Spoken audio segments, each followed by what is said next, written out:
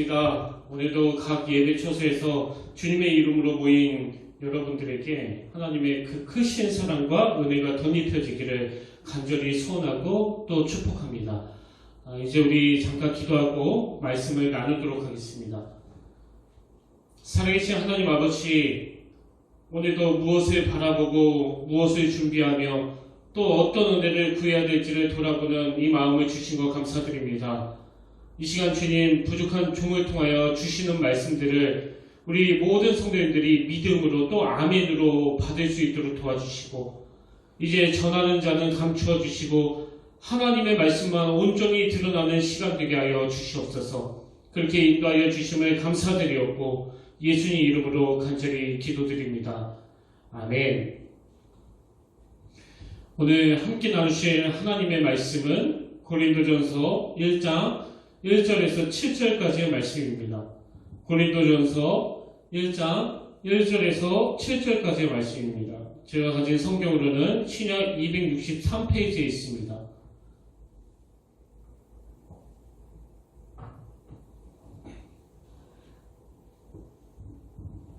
고린도전서 1장 1절에서 7절까지의 말씀, 우리 다같이 한 목소리로 봉독하시겠습니다. 시작!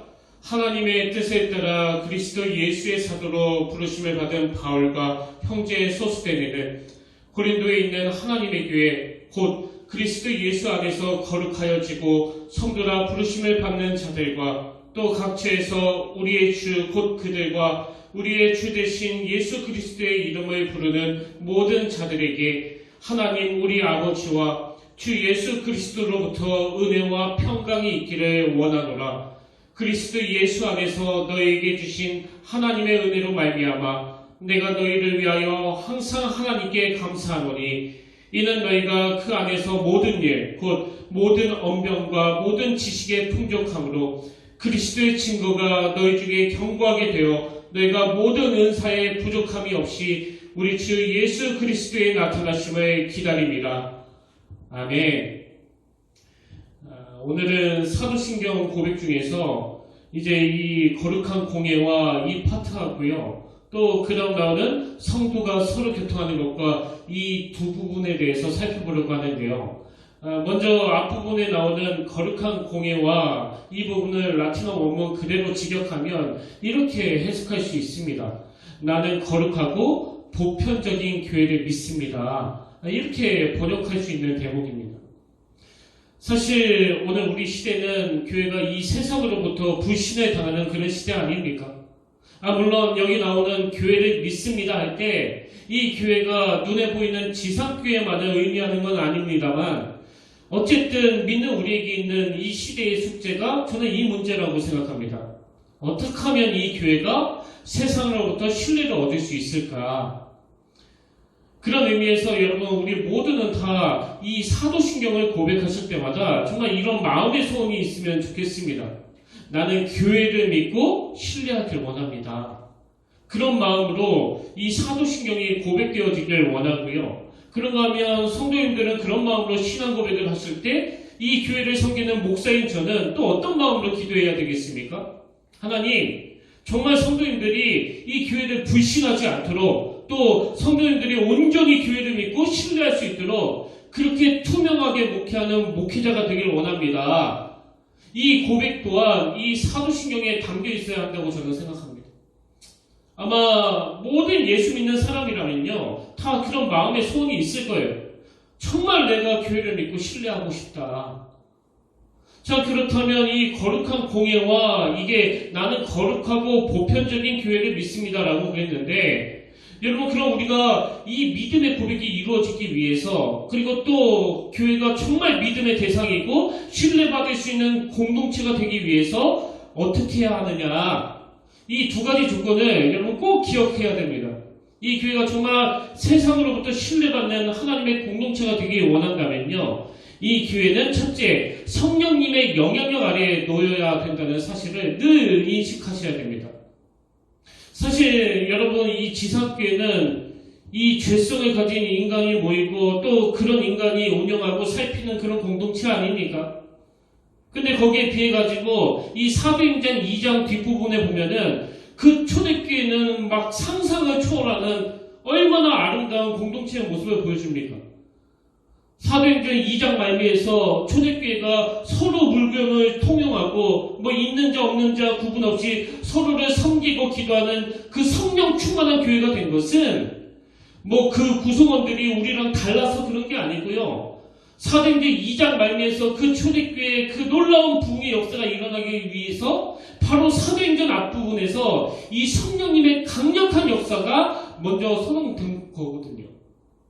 그래서 여러분 교회는요, 뭐 원래부터 교양이 있고 우아하고 그 세련된 사람들이 모여서 좋은 교회가 되는 그게 이 교회의 특징이 돼서는 안 되고요. 이런저런 문제가 많은 사람들이 이 성령님의 영향력 아래 놓이는 이것이 이 세상으로부터 신뢰를 받는, 또 우리가 이 초대교회에서 배워야 되는 큰 가르침이라고 저는 생각합니다. 또 그런가 하면 두 번째로 교회가 이렇게 믿음과 신뢰를 회복하는 공동체가 되기 위해서는 무엇보다도 교회는 이 거룩성을 회복해야 된다는 것입니다. 제가 이 사도신경을 라틴어 원문으로 보다가 아주 흥미로운 포인트를 하나 발견했는데요. 지난주에 살펴본 이 성령을 믿사오며, 그리고 그 다음 오늘 살펴본 이 거룩한 공예와, 그리고 그 다음에 나오는 성도가 서로 교통하는 것과 이 세 가지를 보니까요, 이 세 대목을 관통해주는, 이것을 묶어주는 한 표현, 한 단어가 있었는데 그게 바로 거룩입니다. 거룩. 먼저 성령을 믿사오며 이 부분을 라틴어 원문으로 보면 성령님을 거룩한 영이라고 그렇게 표현을 하고 있고요. 그 다음에 이것이 쭉 어떻게 연결이 되느냐, 자 라틴어 원문에 가깝게 직역하면 이렇습니다. 거룩한 영 성령님을 믿습니다. 그 다음에 거룩하고 보편적인 교회를 믿습니다. 그리고 그 다음에 거룩한 자의 교제를 믿습니다.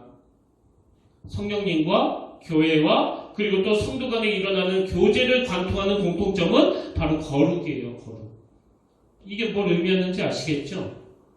교회 공동체는요, 거룩하신 성령님이 개입하시는 공동체이기 때문에 정말 그 교회가 병들었나 병들지 않았나를 점검하는 강력한 잣대 중에 하나가 그 교회가 거룩한 교회인가?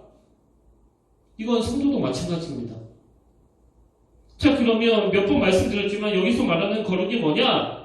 그 도덕적으로 윤리적으로 깨끗하고 거룩하다는 건 열매고요. 그건 결과물이고, 여기서 말하는 거룩의 근본적인 의미는 무엇과 다르다라는 뜻이에요. 무엇과 다르다. 이게 거룩입니다. 여기 나오는 무엇이 뭘 말하는 것 같습니까? 여기 나오는 무엇은 뭐 당연히 세상과 교회죠. 세상과 교회. 그래서 교회가 추구해야 되는 거룩은 이 세상과의 다름, 이 세상과의 구별성을 말하는 겁니다. 베드로전서 2장 9절에 보니까요. 그러나 너희는 택하신 족속이요 왕같은 제사장들이요 거룩한 나라요 그의 소유가 된 백성이니, 여기만 봐도 나 자신이 거룩한 존재가 아니라 하나님께서 나를 그의 소유로 만들어 주셨기 때문에 구별된 자로서의 거룩이 여기 나타나는 거고요. 바로 그 다음에 나오는 이는 너희를 어두운 데서 불러내어 그의 기이한 빛에 들어가게 하신 이의 아름다운 덕을 선포하게 하려 하심이라. 여기서 말하는 거룩이 뭐라고요? 구별이에요. 어두운 데에서 불러낸 상태, 이게 거룩입니다. 그래서 신명기 18장 9절에 보니까 내 하나님 여호와께서 내게 주시는 땅에 들어가거든 너는 그 민족들의 가증한 행위를 본받지 말 것이니, 또 마태복음 6장 7절 8절 또 기도할 때 이방인과 같이 중언부언하지 말라. 그들은 말을 많이 하여야 들으실 줄 생각하느니라. 그러므로 그들을 본받지 말라. 여기 보면 기도라는 영적인 행위는 물론이고 도덕적인 것, 또 윤리적인 모든 것을 다 포함해서 이 교회가 추구해야 되는 거룩은 이 세상과의 다름이에요. 이 세상과의 차별성입니다. 한때 그 경남 거창에 있는 거창고등학교 강당에 그 직업선택 10개명이라는 현수막에 걸려가지고 뭐 온 대한민국에 화제를 일으킨 적이 있었는데요. 아마 한두 번씩은 다 들어보셨을 거예요. 여러분도 아시다시피 이 거창고등학교가 그 기독교 학교 아닙니까? 그 학교가 추구하는, 그 학교가 표방하는 직업선택 10개명인데요. 제가 화면으로도 준비를 했는데 한번 천천히 보세요. 10개명 중에 첫째가 뭐냐? 월급이 적은 쪽을 택하라. 이게 뭐 처음부터 심상치 않죠? 그리고 두 번째가 내가 원하는 곳이 아니라 나를 필요로 하는 곳을 택하라. 그 다음 세 번째가 승진할 기회가 거의 없는 곳을 택하라. 네 번째가 모든 조건이 갖추어진 곳을 피하고 처음부터 시작해야 되는 황무지를 택하라. 다섯 번째, 앞을 다투어 모여드는 곳을 절대 가지 말라. 아무도 가지 않는 곳을 가라. 여섯 번째가 장래성이 없다고 생각되는 곳으로 가라. 일곱 번째가 사회적 존경을 바랄 수 없는 곳으로 가라. 그만 읽을까요? 너무 그 현실성 없는 황당한 이야기를 하고 있나 이런 생각하시는 분이 분명히 계실 텐데요. 조금만 참으면 다 끝나갑니다. 여덟 번째, 한가운데가 아닌 가장자리로 가라. 아홉 번째, 이게 압권입니다. 부모나 아내가 결사반대하는 곳이면 틀림없다. 의심하지 말고 가라. 마지막 열 번째, 왕관이 아니라 단두대가 기다리고 있는 곳으로 가라.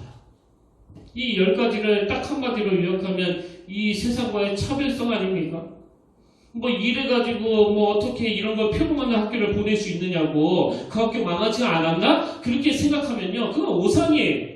그 옛날 고등학교를 시험 봐서 들어갈 때까지만 해도요, 이 거천 고등학교는 들어가기 힘든 아주 커트라인이 높은 명문 고등학교였습니다. 그래서 좀 생각이 있고 의식이 있는 그 크리스찬들은요, 애들을 다 여기에 보내는 거예요. 그런가 하면 지난번에 말씀드렸던 그 한동대학교도 마찬가지 아닙니까? 오죽하면 그 학교 비전이 하나님의 방법으로 하나님의 인재를 양성하는 하나님의 대학.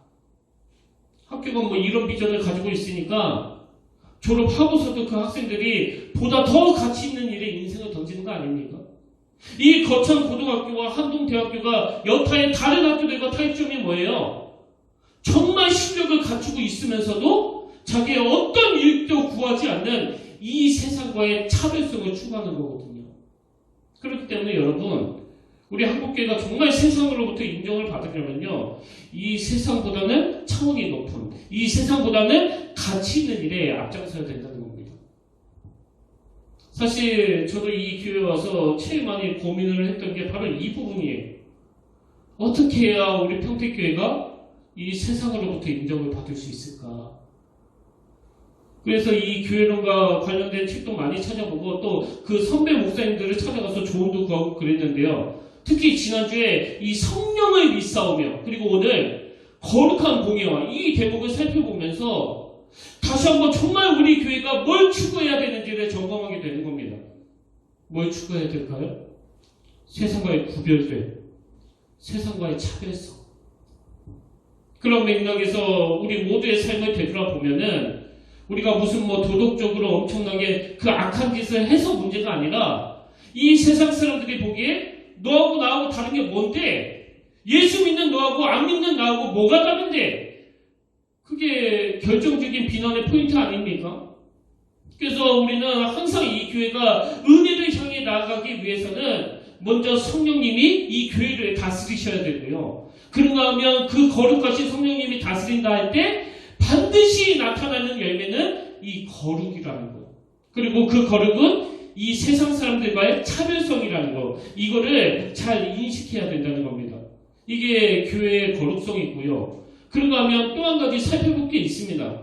제가 아까 라틴어 원문을 보면 이 거룩한 공예와 이게 나는 거룩하고 보편적인 교회를 믿습니다. 이렇게 번역할 수 있다고 말씀드렸는데요. 그럼 교회의 보편성은 뭐냐?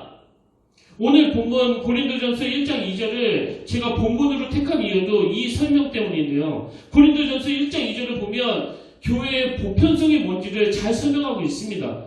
이 사도 바울의 인사를 유심히 한번 보십시오. 고린도에 있는 하나님의 교회, 곧 그리스도 예수 안에서 거룩하여지고 성도라 부르심을 받는 자들과 그 다음 보세요. 또 각처에서 우리의 주, 곧 그들과 우리의 주 되신 예수 그리스도의 이름을 부르는 모든 자들에게, 이게 지금 교회의 거룩성과 보편성이 다 담겨있는 말씀이거든요.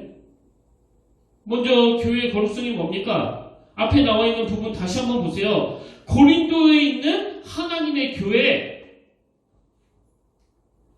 그러면서 곧 그러면서 교회를 쭉 설명하고 있는데 뭐가 교회입니까? 그리스도 예수 안에서 거룩하여지고 성도나 부르심을 받는 자들의 모임.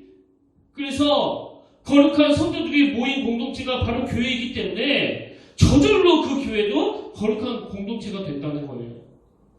그런가 하면 그 다음 나오는 2절 하반절을 보세요. 또 각처에서 우리의 주 곧 그들과 우리의 주 되신 예수 그리스도의 이름을 부르는 모든 자들에게, 여기 나와 있는 각처에서, 이거를 원어로 보면은 모든 장소에서, 이런 의미거든요. 그러니까 지금 사도 바울이 교회의 거룩성을 말하면서 고린도에 있는 하나님의 교회라는 그 지역성을 설명하는 것으로 끝나는 게 아니라 그 다음에 그것뿐만 아니고 모든 장소에서, 각처에서 우리 주 곧 그들과 우리의 주 되신 예수 그리스도의 이름을 부르는 모든 자들의 모임, 이게 다 교회라는 겁니다. 그리고 여기에는요, 이 교회의 보편성뿐만 아니라 교회의 통일성도 내포되어 있는데요. 뭐 복잡한 거 없습니다. 딱 한마디로 말하면 우리 교회만 우리 교회가 아니라는 뜻이에요. 내 교회만 내 교회가 아니다. 그런 의미에서 저는 지금 한국교회를 보면서 이 개교의 중심주의에 빠져있다는 생각을 하게 되는데요. 여러분, 이 함정에서 벗어나려면 우리가 이 사도신경의 정신을 잘 회복해야 된다는 사실이에요. 지금 우리 교회 이름이 이 평택교회, 이름을 엄청 잘 지었잖아요.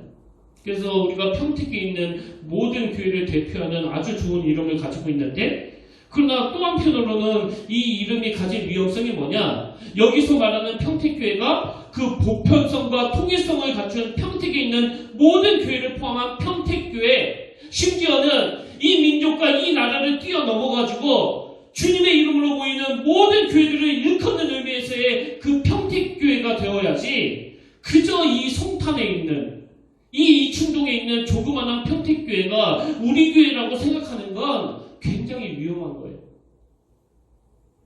물론 자기가 출석하는 교회에 대해서 긍지를 갖는 거, 그게 무슨 잘못된 일입니까만, 그러나 너무 우리 교회만 좋은 교회라는 식으로 생각하는 건 옳지 않다는 거예요.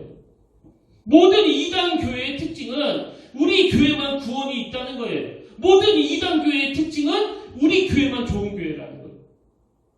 저는 여러분들이 의도적으로라도, 의식적으로라도 이충동이라는 작은 울타리에 갇힌 평택교회가 아니라 이 보편성과 통일성을 갖춰 많은 지역교회들을 돌아보는 평택교회 성도님들 되시기를 진심으로 바랍니다.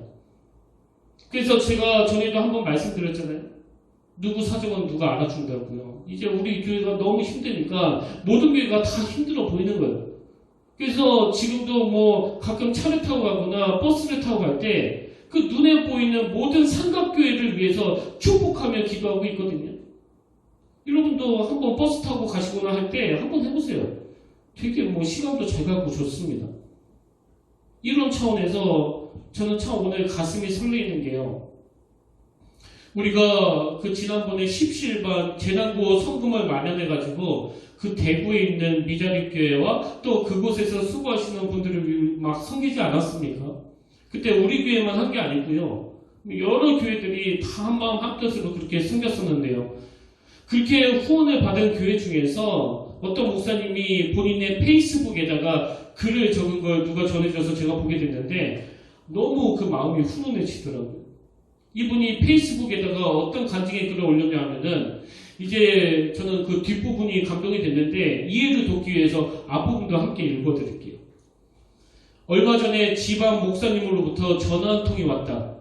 경기도에 있는 몇몇 교회들이 조금씩 함께 뜻을 모아 성금을 마련하여 지금 우리가 당하고 있는 고통과 함께하고 싶다는 참 감사한 소식이었다. 그래서 그 목사님께 교회 계좌번호를 불러주니 바로 통장에 50만 원이 입금됐다. 생각하지도 못한 일이라. 그리고 당장 내야 될 월세를 걱정하고 있는 내 입장에서는 너무나 필요했던 금액이라 말로 다 할 수 없는 감동이 올라왔다. 그리고 그 다음 내용이 이겁니다. 근데 마음 한편에서는 이런 생각이 드는 것이었다. 우리도 뭘 좀 나눌 것이 없을까? 마치 생각나는 교회가 있어서, 마침 생각나는 작은 교회가 있어 그 50만 원 중에서 25만 원은 다시 다른 곳으로 보내기로 했다. 남아서가 아니라 나누는 것이 더 큰 기쁨이고 복이기에. 그리고 점점점 하고 결론이 이래요. 그게 교회의 모습으로 더 적절하지 않겠는가.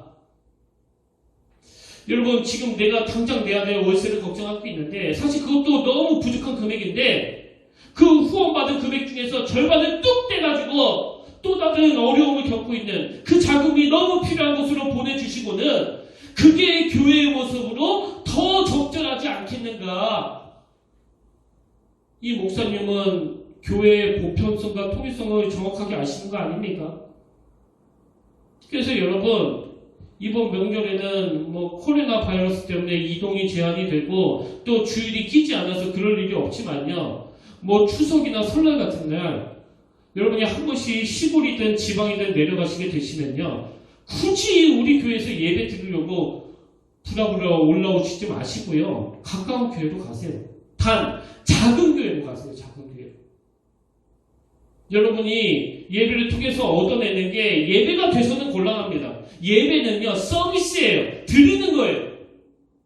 그런 의미에서 여러분이 어떤 작은 교회에 들어가 그 한 영혼을 목이 빠지도록 기다리는 그 설교자에게, 그 담임 목사에게 여러분의 출연이 기쁨이 된다면 이게 바로 하나님이 원하시는 예배 아닙니까, 이게? 옛날에 예배는 본교회에서 드려야 된다. 이 말을 잘못 해석해가지고요. 막 그냥 주일 새벽에 참을고 헐레벌떡 그 본교회로 오신 분들도 계셨는데 그거는요. 교회를 막 이곳저곳 다니지 말고 내 교회를 지켜야 된다는 그런 의미지 이게 교회의 보편성과 통일성을 무시하라는 게 아닙니다. 그리고 기왕에 그 시골교회 가셨으면 그 헌금도 많이 내고 오세요. 왜? 하나님께서 너 그 딴 교회 낸 거는 오늘 카운터에 안 들어가는 거 알지? 이런 하나님 아니세요. 교회의 보편성, 교회의 통일성, 주님의 이름을 부르는 모든 사람들이 모인 곳이 다 교회이기 때문에. 그래서 여러분, 신앙의 성숙은요, 처음에는 내가 무슨 은혜를 받지? 얻어낼 게 뭐지? 이런 것으로 시작해가지고 주신 은혜를 나누는 거, 이게 신앙의 성숙이라는 거 믿으시길 바랍니다. 그리고 제가 교육적인 측면에서 한 말씀만 더 드리자면요. 교회에서 이번에 우리가 미자립 교회를 섬기자 혹은 농어촌 교회를 섬기자 할 때 우리가 왜 그 교회까지 도와야 되는데요? 그렇게 물으신다면 제 대답은 딱 하나예요. 그게 바로 교회거든요. 교회가 자선단체도 아닌데 왜 이런 일을 하냐는 말씀 하지 마세요. 교회는요. 내 교회를 뛰어넘어 이 땅에 있는 모든 교회가 다 잘 되기를 주님 앞에 함께 기도하는 그 공동체이고 또 내 교회를 뛰어넘어 이 시대와 민족을 섬기는 데가 바로 교회인 줄로 믿으시길 바랍니다. 그저 내 한 교회만 잘 먹고 잘 사는 게 하나님의 뜻 아닙니다. 할 수 있는 대로 그들의 고통에 함께 동참하는 거, 이게 바로 하나님이 원하시는 교회의 모습이라고 저는 믿습니다. 이게 이 사도신경에 나오는 거룩한 공예와 이 말씀 속에 담겨있는 의미고요. 그런가 하면 두 번째로 살펴볼 게 바로 그 다음 나오는 성도가 서로 교통하는 것과 이 부분인데요. 아까도 말씀드렸지만 이걸 라틴어 원문 그대로 직역하면 이렇습니다. 나는 거룩한 자의 교제를 믿습니다. 거룩한 자의 교제를 믿습니다. 그 상담가 폴 투리니에가 이런 말을 했습니다. 세상에서 절대 혼자 할 수 없는 것이 두 가지가 있다. 첫째는 결혼이고 둘째는 신앙생활이다. 결혼을 혼자서는 절대 못하는 것과 똑같이 신앙생활도 혼자서 하는 거 아닙니다.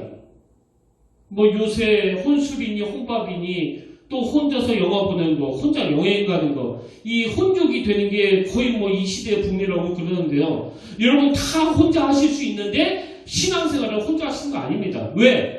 그게 성경의 원리거든요. 그 신앙생활이 혼자 할 수 있는 게 아니라면 또 이런 말도 있지 않습니까? 피할 수 없으면 즐겨라. 어떻게 해서든지 교회 공동체 안에서 교제의 기쁨을 누리셔야 된다는 거예요. 그래서 여러분, 이 성도 간의 즐거움을 꼭 회복해야 되는데, 이 교제의 즐거움을 회복하기 위해서 이 두 가지 조건을 기억해야 됩니다. 첫 번째가 뭐냐? 성도들의 교제도요, 영적인 행위라는 것을 기억하셔야 됩니다. 베드로전서 4장 11절에 보세요. 만일 누가 말하려면 하나님의 말씀을 하는 것 같이 하고, 누가 봉사하려면 하나님이 공급하시는 힘으로 하는 것 같이 하라. 여러분, 막 대화하실 때 막 내키는 대로 막 생각나는 대로 떠들어대고, 뭐 상대방이 상처가 될지 안 될지 고려 없이 툭툭 던지는 거, 그거 아주 나쁜 짓이에요. 왜? 이게 영적인 행위이기 때문에 그렇습니다. 심지어는 마태복음 25장 40절에 보십시오. 임금이 대답하여 이르시되 내가 진실로 너희에게 이르노니 너희가 여기 내 형제 중에 지극히 작은 자 하나에게 한 것 같이 곧 한 것이 곧 내게 한 것이니라. 왜 여러분 이 주님 안에서의 성도 간의 교제가 영적인 행위인지 아시겠죠? 거기에 주님이 지금 개입하고 계시는 거예요. 히브리서 13장 1절 2절 형제 사랑하기를 계속하고 손님 대접하기를 잊지 말라. 이로써 부지 중에 천사들을 대접한 이들이 있었느니라. 형제에 대한 사랑의 섬김이 하나님의 대리자인 이 천사와 연결되는 것도 같은 맥락 아닙니까? 여러분, 우리가 믿음이 생기면은요, 그 믿음을 실습하는 게 이 교제예요. 그래서 대인관계에서 그 김 집사님과 이 집사님 사이에 자꾸 하나님을 개입시키는 거예요. 자꾸 하나님을 개입시키고 하나님이 주시는 힘을 얻고, 그리고 또 교제가 잘 되기 위해서는 여러분이 성령 충만으로 성숙해져야 됩니다. 제가 언젠가 그 비행기 타다가 굉장히 큰 깨달음 하나를 얻었는데요. 맨 처음에 그 비행기가 출발하기 전에 뭐 여러 주의할 것을 알려주지 않습니까?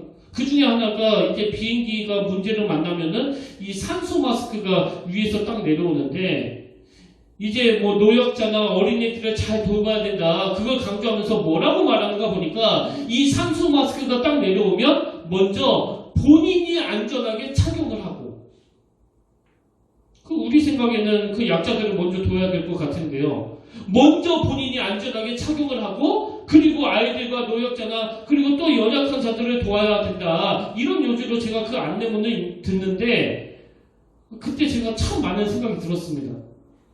여러분, 이웃을 잘 섬기기 위해서 여러분이 먼저 성령 충만하셔야 돼요.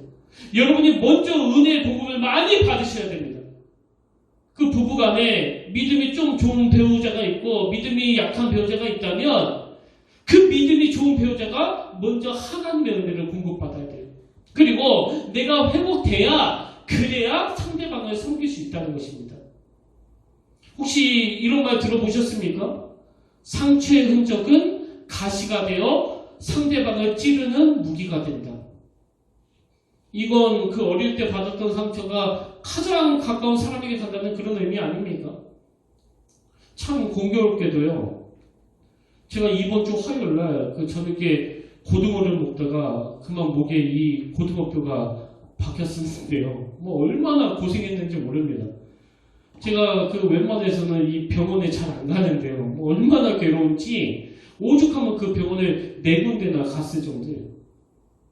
가시가 목에 딱 걸리고 나니까 뭐 침도 잘 못 삼키고 침도 또 못 뱉고 먹는 것도 제대로 못 먹고, 정말 그 육체적으로 정신적으로 너무 힘들더라고요. 근데 여러분, 이 작은 가시 하나가 해결이 안 되니까 막 제 온몸이 고생하는 것처럼 여러분 내면에 있는 그 상처의 흔적이 가시가 되어 주변의 모든 사람들을 괴롭게 만든다는 것, 그리고 또 그게 죄성을 가진 우리들의 모습이라는 거 절대 잊으시면 안 됩니다.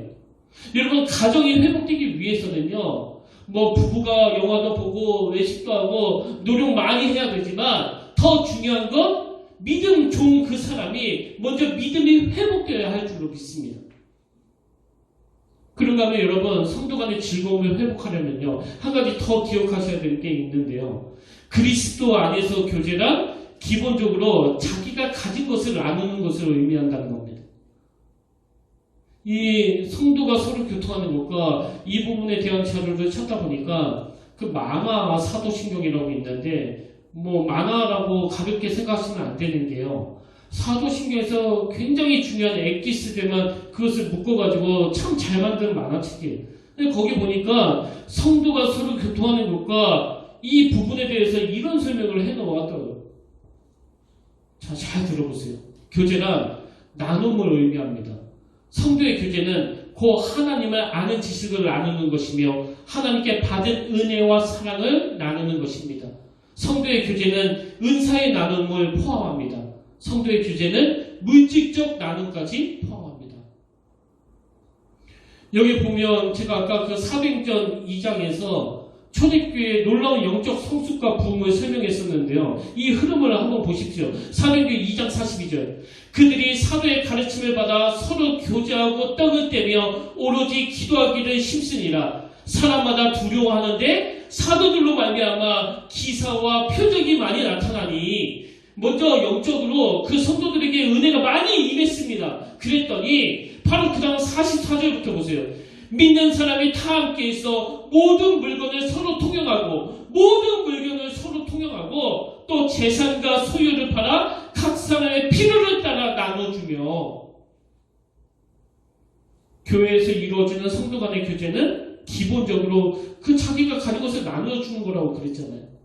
은혜 받으면 그 은혜를 나누어주는 거고 물질의 여유가 있으면 그 물질을 가지고 그들을 섬기는 것이고 그런 의미에서 여러분도 다 아시지만 그 일산에 있는 씨앗교회라고 이번에 그 교회 전세 보증금을 빼가지고 성도들에게 재난지원금을 지급하지 않았습니까? 제가 그 사연을 들어보니까요. 정말 대단한 교회예요. 이 교회는 담임 목사가 딱 정해진 게 아니고 세 분의 목사님이 각자 일에 종사하시면서 주일이 되면 이 세 분이서 돌아가시면서 설교를 하는 그런 교회더라고요. 성도님들은 한 70여 명 정도 모이는데 이번에 이 코로나 바이러스로 경제적인 어려움을 겪고 있는 그 성도님들을 위해서 교회 보증금을 빼가지고 무려 10개월 동안 분할해서 지급하겠다. 제가 그 사연을 접하고 너무 마음이 뜨거워지더라고요. 이런 교회도 있구나.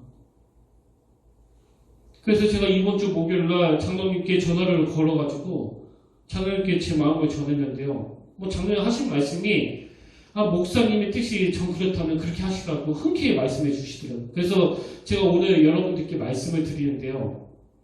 그동안 우리가 이제 막 십시일반 헌금한 걸 가지고 그 외부에다가 이 헌금을 전달했다면 이번에는 우리 교회 성도님들에게 주님의 이름으로 위로해 드리고 싶습니다. 이번에 이 코로나 바이러스로 우리가 너무나 힘든 시기를 보내고 있지 않습니까? 게다가 그 비까지 너무 많이 와가지고 저희 어머니 하시는 말씀으로는 묵값이 3,600원, 3,800원 또 배추값이 2만 원이 넘는다고 그러는데요. 우리 교회가 이 씨앗교회만큼은 못하더라도 각 가정당 20만 원씩 재난지원금을 지급하려고 합니다. 그래서 오늘 예배 다 드리고 제 아내와 제가 성도님들께 직접 가서 전달을 드리려고 하는데요. 여러분, 이렇게 조금이나마 우리 평택교회가 여러분이 겪고 있는 경제적인 어려움에 함께 동참할 수 있도록 섬길 수 있도록 사양하지 마시고 받아주시길 부탁드립니다. 그런데도 정 나 못 받겠다 이러시는 분이 혹여나 계시다면요. 주변의 어려운 이웃들에게 이 주님의 마음을 대신 전하시길 바라고요. 그래도 도우실 분이 안 계시다면 다시 교회에 헌금해 주시면 지금 어려운 이웃들을 위해서 대신 교회 이름으로 전달하도록 하겠습니다. 오늘 저는 말씀의 마무리를 이렇게 하기를 원하는데요. 제가 이렇게 성령님의 말씀에 순종할 수 있도록 또 결단할 수 있도록 하나님께서 어느 목사님의 짧은 글 하나를 읽게 하셨는데요. 이 목사님이 지금 성도님들의 여러 안타까운 사연들을 접하면서 아주 짧은 글을 쓰셨는데 거기 너무 뭉클한 내용이 있었습니다. 한번 들어보세요. 그 수많은 사연들을 접하면서 고통의 무게는 모든 사람들에게 똑같다는 것을 새삼 느낄 수 있었습니다. 젊은이는 젊은이대로 또 어른은 어른대로 고단한 인생의 걸음을 걸어가는 수많은 사연들을 접했습니다. 근데 그 다음 이분의 결론. 그럼에도 불구하고 소망이 있는 것은 그 고난의 터널을 통과하는 이분들에게 든든한 응원 부대가 있다는 것입니다. 이게 바로 교회인 줄로 믿으시길 바랍니다. 저는 오늘 말씀을 준비하는 내내 우리 교회가 정말 이런 교회가 되기를 꿈꿨습니다. 예수 그리스도의 십자가로 세워진 교회, 그리고 우리를 십자가로 인도해 주시는 성령님께서 이 교회를 주관하시고 주도하시고 이끌어 주시는 교회, 그리고 그 받은 은혜들을 가둬두지 않고 이것을 우리 주변교회로, 우리 이웃들에게로 흘려보내는 성도들이 모인 교회, 그리고 성도 간의 교제가 충만한 은혜 가운데 넘치는 교회. 우리 모두가 다 우리 교회를 향해 이런 꿈을 꾸시고 또 이 교회를 신뢰하고 믿으면서 거룩한 영, 성령님을 의지하며 달려나가시는 우리 평택교회 성도님들 되시기를 주님 이름으로 간절히 축복합니다. 오늘 말씀을 기억하시면서 우리 교회를 향한 꿈, 우리에게 소원이 하나인데 우리 가사 한마디 한마디 깊게 묵상하시면서 우리 힘있게 함께 이 찬양 부르기를 원합니다.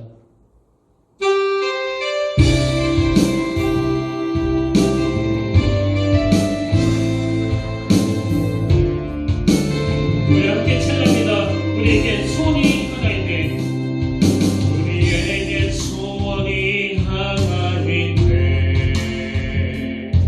주님 다시 오실 그날까지 우리 가슴에 새긴 주의 십자가 사랑 나의 교회를 사랑케 하네. 주의 교회를 향한 불임하는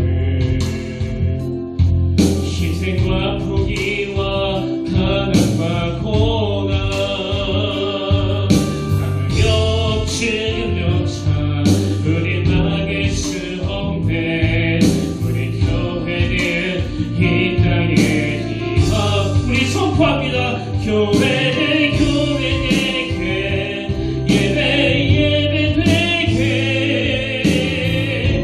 우리를 사용하소서. 진정한 부흥의 날 오늘 임하도록 우리를 사용하소서. 성령 안에 예배하리라 자유의 마음으로 사나이로 사역하리라. 교회는 생명이니 교회 되게 예배 되게 우리 사용하소서. 진정한 부흥의 날 오늘 임하도록 우리 사용하소서.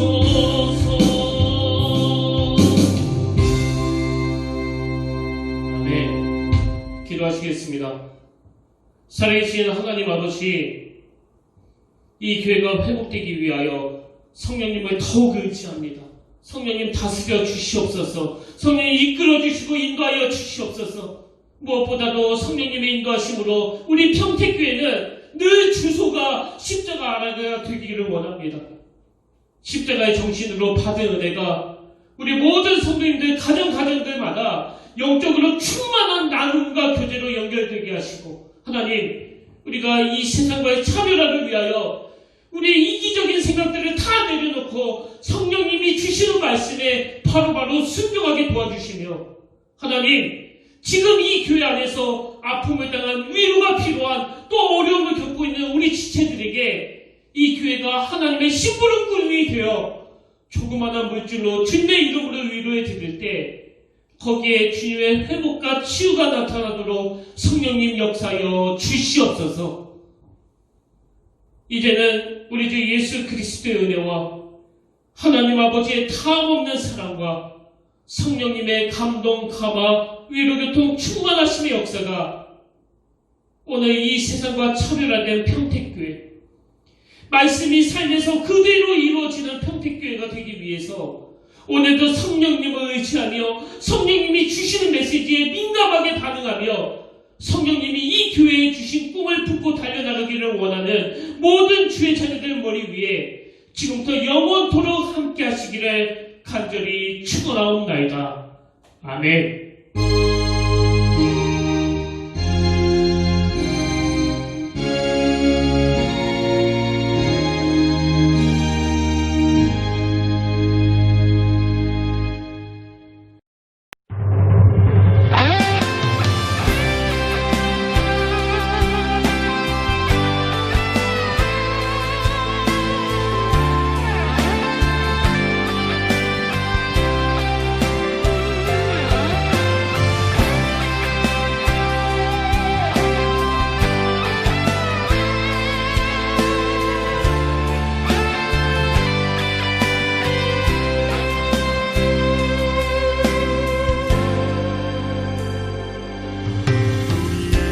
소원이 하나 있네. 주님 다시 오실 그날까지 우리 가슴에 새긴 주의 십자가 사랑